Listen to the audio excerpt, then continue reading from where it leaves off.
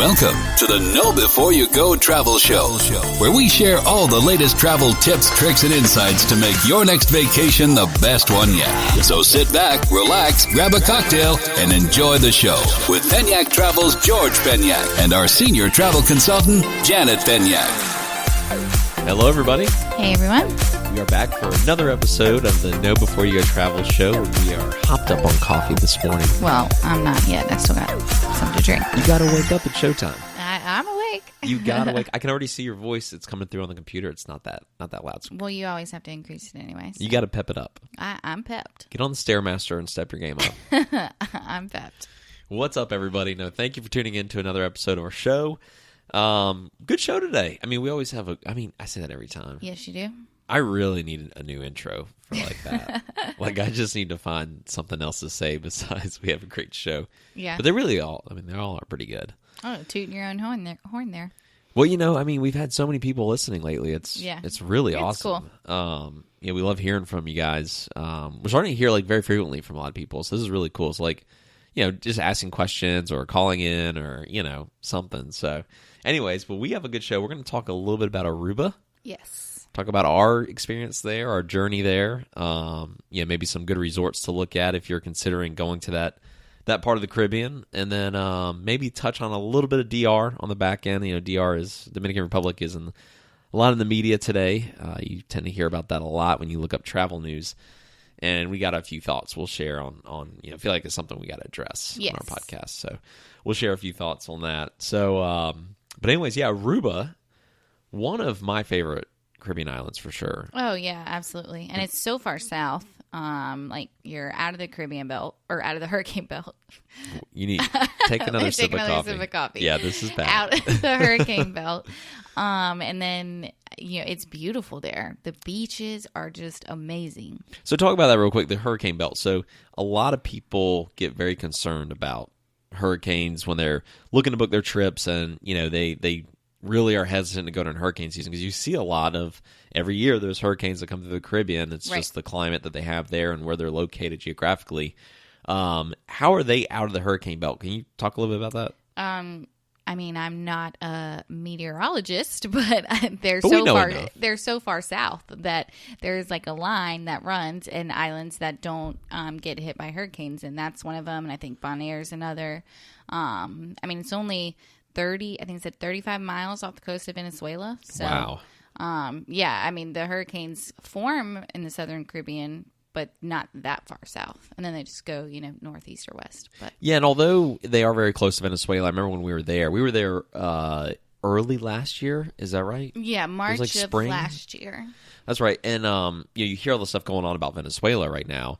But when we were there, we actually saw a U.S. Coast Guard ship monitoring the coast of Aruba, which was pretty cool. Right. Because you could get immigrants and things like that, people trying to leave a bad situation or God knows what coming over from Venezuela, but they were patrolling the coast pretty well, so we always felt really safe there. Yeah. And one thing I'll never forget, when we got off the boat, we were on a cruise. This is Aruba in a day. Yeah, we did it in one day because we were on a cruise, a 10-day cruise. Yes. Which was awesome. It was on the Royal Princess. Mm-hmm. Love Princess, by the way. Shout out to Princess Cruise Lines. We were there for the day, and I remember we had a really cool tour planned. Oh, phone's ringing. Let me silence that. Oh, yeah. And we were there for a day, mm-hmm. and we had a tour plan, and the tour was the four-wheeling excursion. Yeah, so I rented I got us a private ATV tour.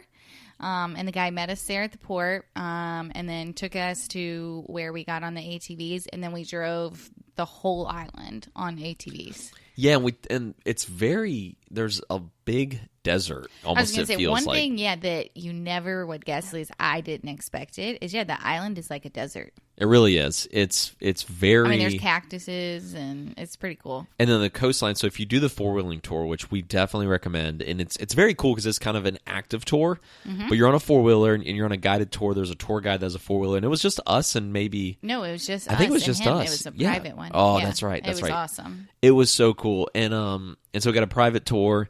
The coastline, there's a large percentage of the coastline of Aruba that is just desert.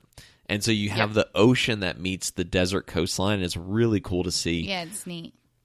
We have some really good GoPro video footage that I still haven't edited yet that I need to get out there because it's been a year and a half. I know, but I have the footage. I'm just not. I'm not that good at. Year and a half. I'm not that good at editing 4-wheeler footage, or not 4-wheeler footage. GoPro footage. Okay. I'm not as good as editing like iPhone footage. I'm a beast at. Well, I think you need to learn. I know. Just because we got some good videos. I know we got some good videos, but that was a good time. But yeah, we went and saw like all the natural, or all the hot spots on the island. The natural bridge.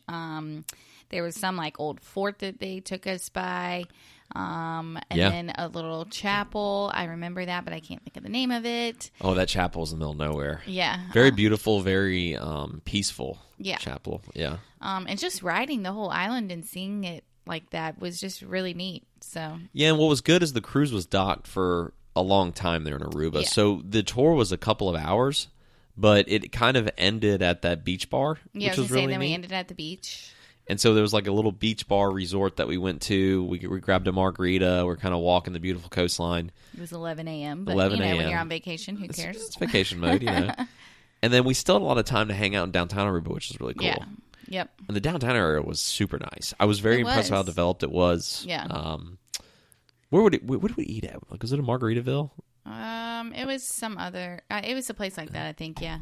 Fat Tuesdays or something. It was something like that. Yeah, like one of the standard tourist places. But it was good. One thing I want to mention is Aruba is very well known for their food and dining options. And it is an island that you can easily get around. And so it's very safe to, just go right out and go to restaurants. That's why there are some all-inclusive resorts there. But there's also a lot of non-all-inclusive resorts there due to that. Yeah, there's so much to do, food, drinks, anything you want off your property, you can definitely go do that. And it was very, very Americanized, very developed. It was really, it reminded me of like some really nice, almost reminded me of Key West a little bit. I was just about to say that the Florida Keys, because but not like the raging party scene like Key West, but just like how it was laid out and everything. It reminded me of that. So it's definitely a great, and because it's so far south, it's not, if you can get there on a cruise, it's a great spot to kind of check the box in one day. Or you could go, you could actually do the best of both worlds there. You could get a lot in one day, because typically when you're on a cruise, it's going to stay there for a while, right? Yeah. And I remember the night before that. Was that the night before on the cruise where I was running around naked? Oh my God. I have to tell that story. I guess you have to tell that story. That was on this cruise, yeah. So speaking of having... Okay, he was not running around naked. I wasn't naked, but...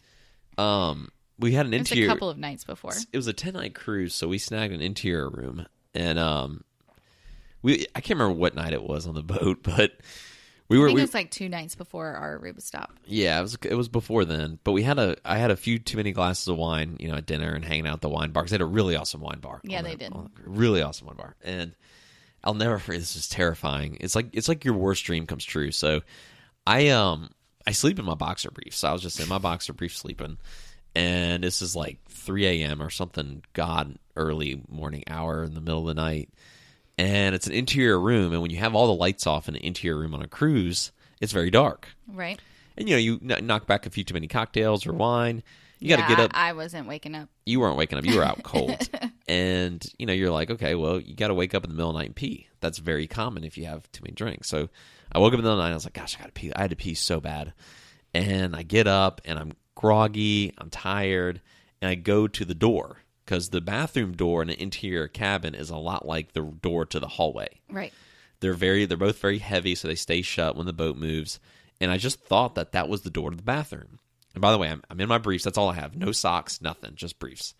And I'll never forget. I was groggy. I was half awake.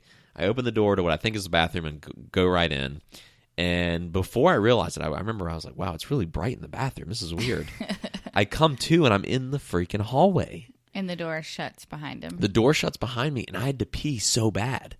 And I'm literally in my boxer briefs. That's it. No shirt, no socks, boxer briefs. That's it. And he tried knocking on the door. I tried knocking on the door, and I didn't want to knock too hard, because I'm going to wake the neighbors up, and they're going to see me. And then I look like a weird guy, naked guy trying to get in someone's room. Right.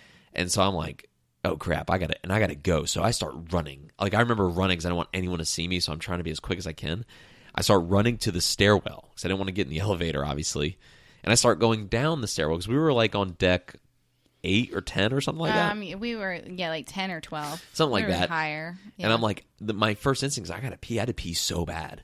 And I'm like, okay, run. So I think they know you had to pee so bad. Yeah, I am sprinting. I'm sprinting in my boxer briefs down the hallway in middle of 3, 4 a.m. I don't remember what time it was.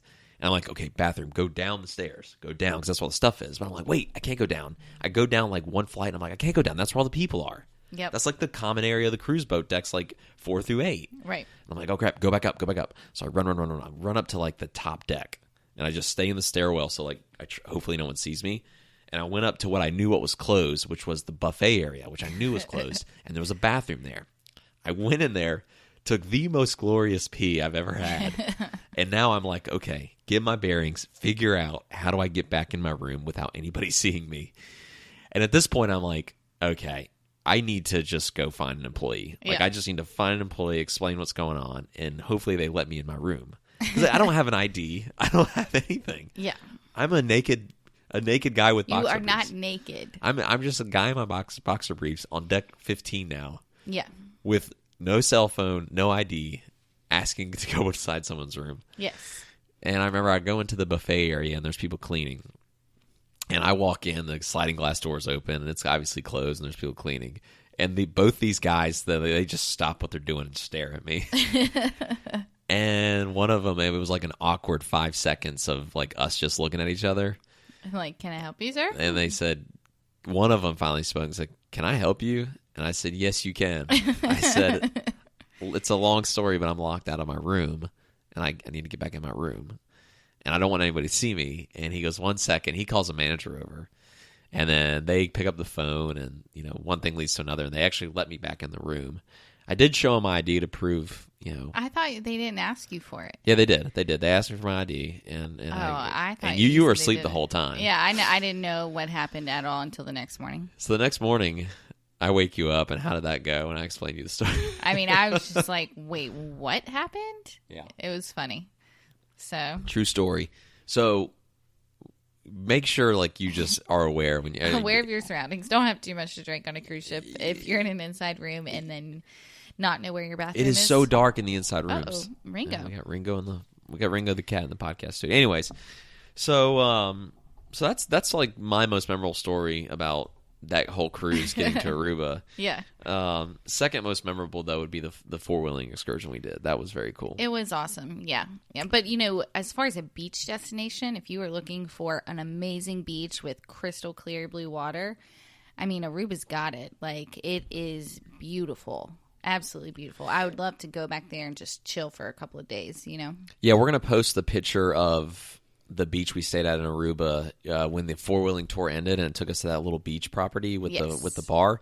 We'll have to post that picture because it was gorgeous. Oh my gosh, that water, and I mean, it really is just like bright white sand and crystal clear blue water. Yeah, and I remember it was even like kind of cloudy that day we were there, but it was still so beautiful. Yeah. I definitely that's one of the places that I want to go back to and stay. Right. Like, I think you need to take me back there. Yeah, I will. I would love to. Now, one of the things about Aruba is there's not a whole lot of all-inclusives. There's a few.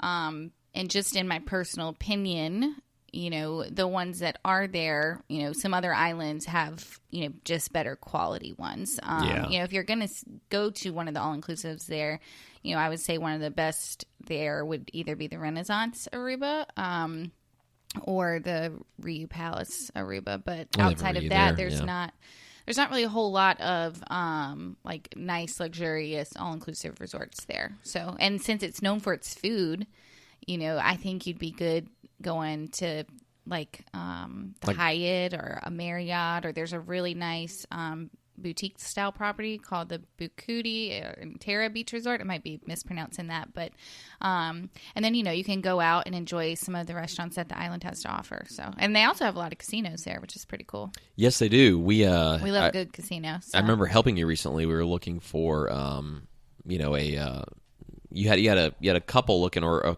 a family, a family that was interested in having a casino around, right. And they were looking at a cruise, or actually Aruba, you're right, does have a lot of casinos. Right. So, what was that property we quoted for them? Was it the Excellence? No, no, there's not an Excellence there. I think it was the Riu. It was the Riu. Yeah, that's right. Riu That's Palace. right. Yeah. Yep. Yeah. And so that was, Aruba's just, the downtown area, everything about it is very developed, very high quality. You get a lot of high quality food there, more so than other island countries that you might not want to go off property that often. Right. So I think that kind of sums it up. It's Americanized. And I know Aruba's kind of been tainted from what happened there back in 2005 with Natalie Holloway. Natalie Holloway, yeah. But when we were there, and really, I mean, outside of that, we haven't heard. I don't think anything like that has ever happened there again. But we felt very safe just walking right down the street. I mean, it was very. Like I said, it felt like we were in Key West or something. Like I could just walk down the street and it was fine. It did. In the Main Street area, I don't know if it's called Main Street, but the main downtown area of Aruba, right. I remember it had close to the cruise port. Close to the cruise port. It had great restaurants on one side, and then it also had local vendors and local like little shopping on the other side of the street. Yep. And so you almost got like the best of those local vibes, or you could go hop over to like a high quality restaurant and have a good meal and some drinks. Yeah. And that's what we did. We kind of bounced back and forth. Like we stopped and had a good meal, had some drinks, and bounced over to the local vendors. I think I bought a hat there or something. I can't remember, but we had fun. We had a blast. I really want to go back to Aruba and spend more time there. But just, Aruba in a day, I definitely recommend, especially if you have a little adventure side.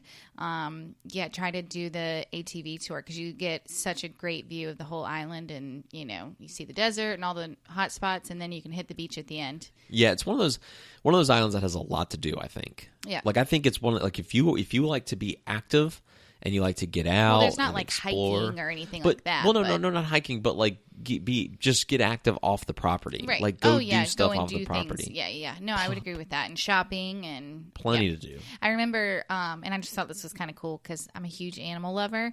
And I remember we were sitting at that bar, which sounds bad. I think we hit like 3 bars when we were there. But we were sitting at that bar, and there was the people are like, these people drink way too much. We really don't. Just vacation mode, Yeah. But there was that huge iguana. Remember that came, like, he was like hanging out on the dock right there. Oh yeah, and then that's he like so cool. Kind of walked over a little bit. It was neat. We were at that little restaurant that was right on the water, right by the cruise port. Yeah. And here comes this massive iguana just hanging out. Yeah. Something you would see in like a zoo here, right. But like they just have them everywhere down there. It was really neat. Yeah. But and if you're local to the Carolinas, Charlotte does have nonstop flights out of there. Almost every day, I believe there's one. So otherwise you can connect and go through Atlanta or Miami. Longer flight too, because it's obviously so far south. It is. I think it's almost a 5-hour flight direct from Charlotte. So. Wow, it's that long? Mm-hmm. Holy smokes! It's like 4 hours 40 minutes. That's a long flight. Yeah. So if you can upgrade to first class, I would do it.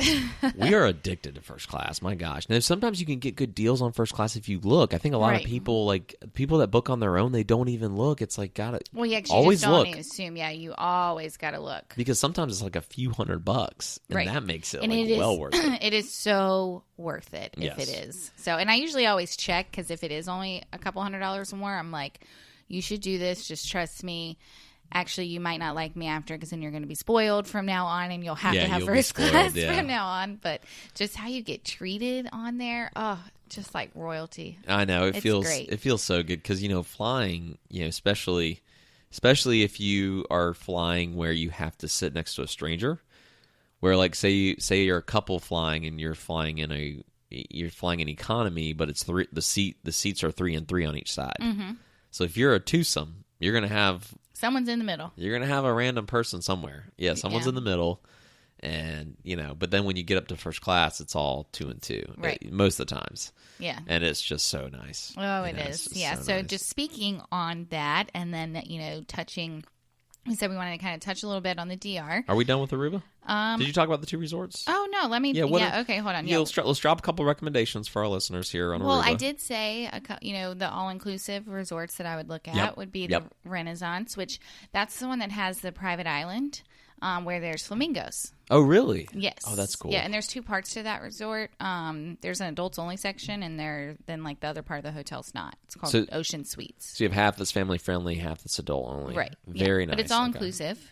So that's good. And Renaissance, it's a part of Marriott, so it's nice. Yeah. And then the other all-inclusives, that I would consider there would be probably the Riu Palace. And they have Riu Palace Aruba and Riu Palace Antilles.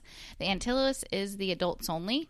And I think if you're an adult, you have access to both. But just based on client feedback and what I know, I have heard that the Riu Palace Aruba, their rooms are a little bit nicer. So yeah, I can see that. Riu for me, great. It's a great property line. It's a little more economical than some of the other all-inclusives. But what I see is a little bit of there's too much variation from property to property. Yeah, there can be. There's a wide range of quality and service that you're going to get at some of their quote-unquote lower-tier properties than you would get at some of their better properties. So we get a lot of feedback from clients that have been to Riu before that like the one they went to, but then they ask about one of the lower-tier ones because they like, oh, I like the brand. But it's like you're going to get a vastly different experience maybe at that lower one. So I think Riu needs to work on improving the consistency property to property a little bit. Yeah. I can't tell you which ones. Don't go to that one. We'll tell you. Like we shoot our clients very straight. Like if it's a property you're asking about that isn't maybe up to par that what you've been to, we'll tell you it's not going to meet your expectations because that's what good travel agencies do.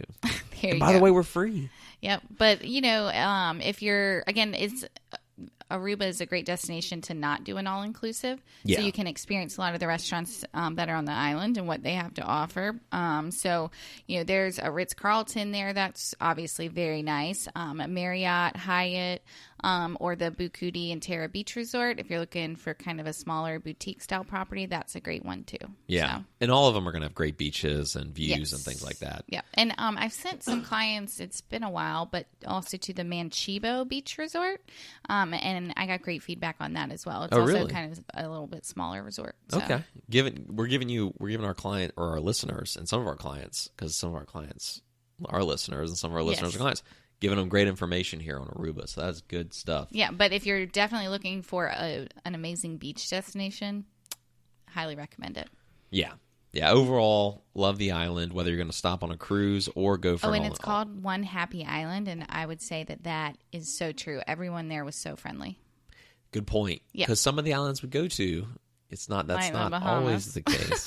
No, we love the Bahamas. I love the Bahamas. They're on island time. Everything's a little bit slower there, and generally speaking, I think it's like there's a lot of other places that people are a little more friendly. Yeah, they have a different. I mean, I've had a lot of clients tell me that too, so I'm not. No, it's real. Like we keep it real. Yeah, we like the Bahamas. We've traveled there a bunch. It's just a different culture as far as like pace, and it really is. These guys are on island time. Yeah, so there's not it's not the snap of the finger service that you're used to at some of these other islands. So, anyways, well, that wraps up the Aruba. We got to touch on the Dominican Republic because we're getting a ton of emails, a ton of questions about what's going on there. A lot of people wanting to change. A lot of people have changed. Yes, I have. Like if you have some cancellations and some changes. Yes. Yeah, and listen, I think there's when you read what's being reported, I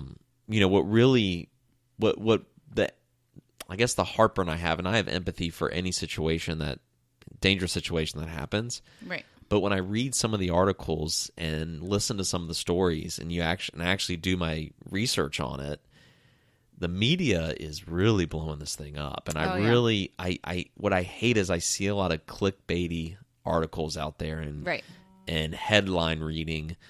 And we were just there in April. And now listen, I think there have been some things that have happened that have been real bad that they need to do some investigating on. Right. But I really think the media has kind of piled on top of some of the stories. I think there's been some isolated incidents. Right. And then the media's just piled. We saw one article that a media outlet had published. I'm not going to call the media outlet out, from 2014. Yeah. And said this so-and-so had a heart attack there in Aruba. Another American died. DR. Or DR. Another American dies in the DR from a heart attack. And the article's from 2014, and they try to update it and republish it so it gets circulated and shared and it gets them ad revenue. And I'll say it. I said this before on my podcast, on our podcast before, is that you'll never see an ad on Peniac Travel. Like, we're not here to blog posts and put headlines out there that'll get clicks because we get ad revenue every time a banner ad's shown. You know, it's just it's a tough situation because I really have I feel bad for the people that have genuinely been there and had a terrible experience or a dangerous experience. Oh, yeah, which we've been, absolutely. and we've always felt safe when we go. But I also feel bad for the island a little bit because the Americans media, some of the media outlets have really said some damaging things that necessarily aren't quite true. Right. It's been real inaccurate reporting on this just to get clicks and shares. Over 6 million people traveled there last year. And so, if something happened to less than 10 people, that is like 0.00009%. You're more likely. It's the equivalent of any city in the United States. Oh, yeah. I mean, I think it's actually a little safer, but you're more likely to get in a car accident going to the airport than you are, something happening there. Yeah, and I think the manner in which things have happened in the DR, like there have been some instances where it's like, whoa, that happened like on a property. That makes it like scary. and I know it's and that I've got empathy for that. I do, and I do have empathy for anyone who is worried about going there. And, yeah, because if you're not and it's your vacation, and you don't want to be stressed out about going on your vacation. Exactly. So I mean, I get it. I definitely get it. If you don't feel safe or your family has concerns, then we've helped almost all of our clients switch that can. I mean, we'll get you switched. That's what so good travel agencies do. Is if we'll do whatever we can to help you and get you out of there. If it's not a place you want to go, but the airlines are not. I mean, they're not waiving change fees. So not right now anyway. But overall, I still think it is. In my personal opinion, I would go there tomorrow, which we are. Not tomorrow, but we are going. So if you are looking, for a great deal on travel right now, it's unbelievable. There's some great deals. So we were just taking a look. We've had a lot going on lately, and so we're like, we need a couple of days to just get away and do nothing.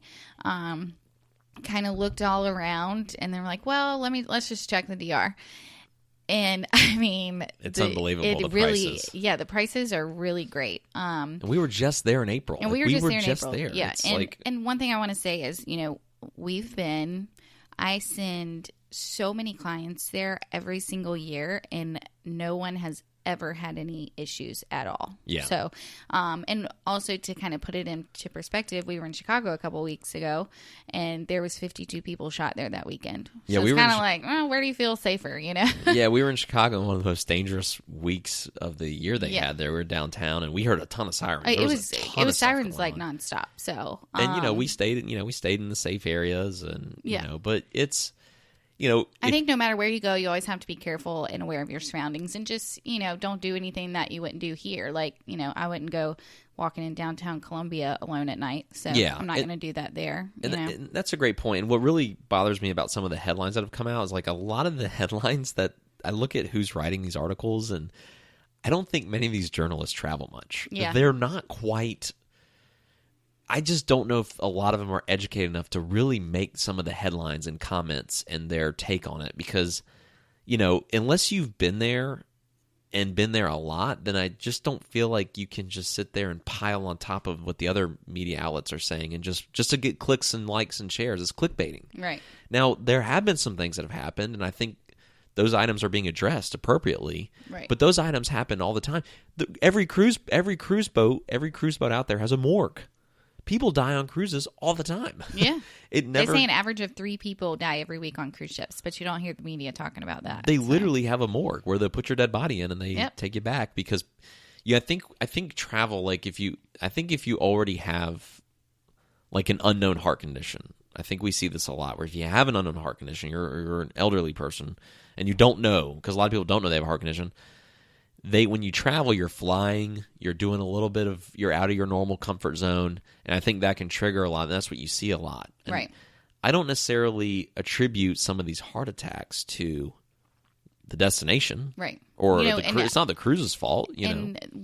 A couple of years ago, working at the agency that I used to work for, the owner had a client, and they were celebrating an anniversary. They took their whole family on a 50th anniversary cruise, and they, had a great dinner that night and then spent the night dancing, and then he died in his sleep. Didn't wake up. You know, I mean, it's just, I think, you can't, some of the people that are saying, well, my friend or whatever would be alive, you know, if they hadn't gone to the DR, but they had a heart attack. You don't know that. You don't know. Yeah, the heart attack, that's the one that is bothering me the most. The things that have happened outside of that, that's where it's like needs to be investigated. No, absolutely. And I have empathy for all of it. I really do. And I think it definitely needs to be investigated, and I completely understand why people are fearful and would have hesitation going. I definitely get it, but I just think to, you know, do some research and just really think about like the actual statistics of it. And also, like, if you read an article and you see another American dies, a lot of people just like and share that, where if you actually click on it and someone had a heart attack, or there's the one, why is that? There's like 2 that went down there for plastic surgery. So yeah, like, and the headline says another American dies. Well, yeah, I wouldn't go there. I go there for enjoying a resort. I don't know if I wouldn't go there for plastic surgery. No. Yeah, I would stay in the States for something like that. But you know, I think the overall message I think we're trying to send is, you know, be safe no matter where you go. Right. You know, just be cognizant of your surroundings, and you know, if you see a headline on something that is as significant as someone passing away in a resort or island, and you're going to share that or like it, just make sure you read it. And if it's a heart attack or something, I mean, it's not necessarily attributed to the destination. Yeah, you just don't know. So, but I feel bad, you know, because I feel bad for the people that have had bad things happen to them in the DR, and also feel bad for the island because their tourism is suffering so bad because the media's media's piling on and saying, oh, another American dies because of a heart attack and this and that. It's just crazy. Yeah, I just saw an article this morning, and it was talking about, you know, all the cancellations is up like 100 and something percent, 170%, I think. Yeah. So, you know, it's a lot. I do feel bad for the island because, again, when we were there, everyone was so friendly and nice, and we had always a great time. Felt safe. We took a local transfer. I mean, everything was fine. You know, if you are looking for a great last-minute deal on travel, you can get it. So we're going, and we're staying at the Secrets Cap Cana at this time, which is the one we wished we had stayed at. Royal Beach was really nice, but we were just kind of wowed by Cap Cana. But that area is completely gated. You can't even get in there unless you're staying at a resort there, or if you have one of the multi-million-dollar homes that's in there, or you know, have a tea time at the golf course. So we're staying there. We got a great deal on flights. We were able to use airline miles for first-class tickets, and that usually would be like 100,000 miles per, and they were 50,000 miles. We got a deal. We're flying first class. We got such a good deal, and Cap Cana is like a top 3 resort for me. Oh yeah, it is up there. Like we've been around to a lot of places, and Secrets Cap Cana is probably in my top 3. Oh yeah, like if I had to rank, it's close. Like, and we've been to a lot of places, you know, so it's an unbelievable place. And so we're like, you know what? Let's just go. We need a quick vacation. It's so cheap to go right now. I'm going to take advantage of it because we've been there before, and we've sent so many people there. We feel safe. You know? And I actually just booked some clients as well. They were looking for a great last minute deal for 3 weeks from now. And so I just booked them, and they got an ocean view room with round trip airfare for 4 nights at the end of July for $2,500, which that is a great deal, especially at such a nice resort like that. So. Yeah, because Cap Cana should it's all inclusive too. Yeah, so you know, all your meals, all your drinks, everything. Yeah.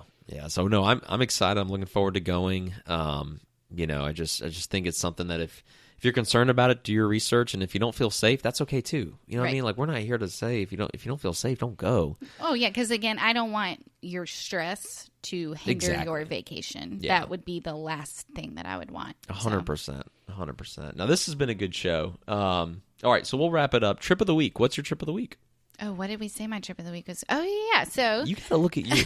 We just wing this thing. We don't have like show notes or anything. Yeah. I mean, I write down like a few things and then I never even look at it. But no, so I had a podcast listener. Shout out to them. But they reached out last week about a trip going to Cancun, Riviera Maya area. And so I got them booked. So speaking of Secrets Cap Cana, which is a beautiful newer resort in property. The Dominican Republic, they kind of have the same kind of resort like that in Riviera Maya. And so they're going to Secrets Acamal. Oh, that's going to be so nice. Yes, all-inclusive again.